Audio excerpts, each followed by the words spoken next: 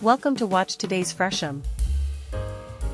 Built on a tiny, inner-suburban site, life down a lane by Tom Robertson Architects centers around 2 internal courtyards, turning the home's focus inwards to create a private haven amid 7 adjoining neighbors.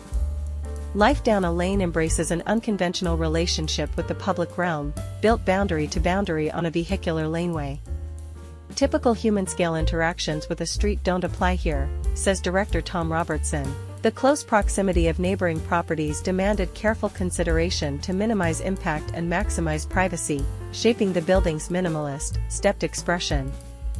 From the outside, the form is robust, predominantly solid, and slightly defensive, Robertson notes. Once inside, however, the house reveals 2 double-height courtyards that anchor its program and invite light, air, and connection inward.